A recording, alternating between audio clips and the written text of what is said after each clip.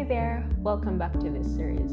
In the previous video, we looked at how Python can handle large numbers. In this video, we're going to look at number theory. Open your IDE and let's dive into it. So the number theory is basically the study of numbers and how they work together.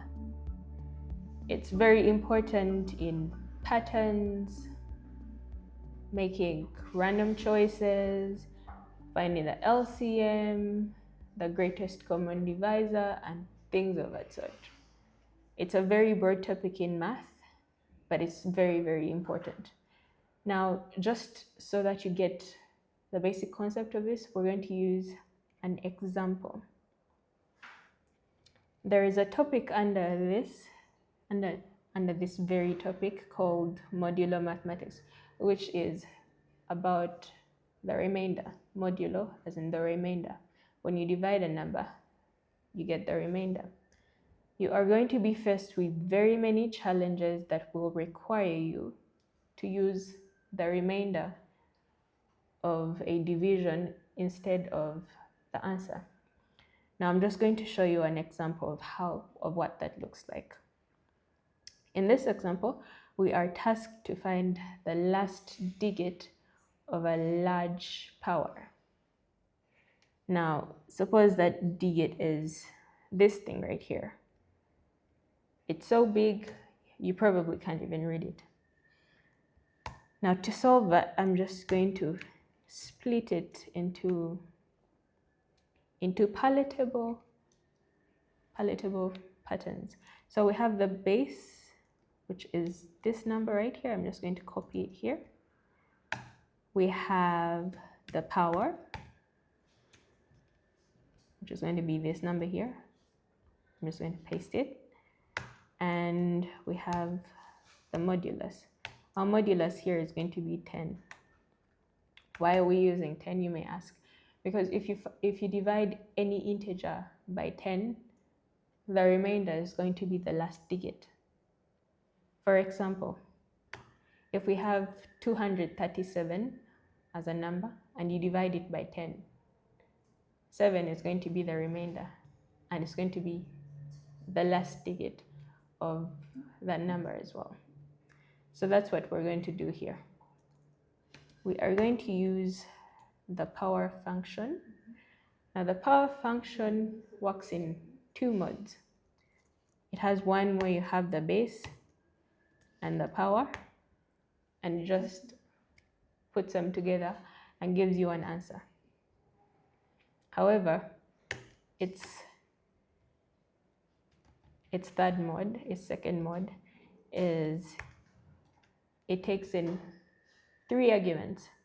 You have the base, you have the power, and you have the modulus.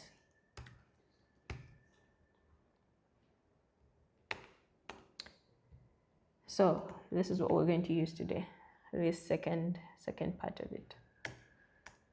To calculate this, we're going to have the base times the power, the base to the power, and then we're going to get the result of that. Let me just put this in brackets. We're going to find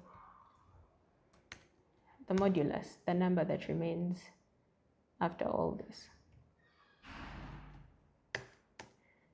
So to put that in actual terms, let me just store a result in a variable called result and use the function pow.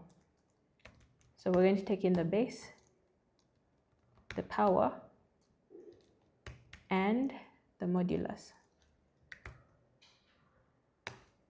And then we're going to print out a statement that says the last digit is, and we're just going to put our result here. Okay, let's see what that gives us. Very good. The last digit is 1. Now what if they ask you to find the last two digits. Well, to do that, you just simply have to adjust the modulus. You make it 100. And when we run this again, let me just change this. The last two digits are 4 and 1. Because when you divide a number by 100, the remainder is going to be the last two digits. If you want 3, you just keep on going. Keep on adding a 0 to this. And so on and so on. This is a very important concept in mathematics and in Python math. And it's going to be very fundamental for your competitive coding. Therefore, you should practice a lot, check out the questions, make sure you do them on your own, understand why it works and how it works. Okay? So that's all for today's video.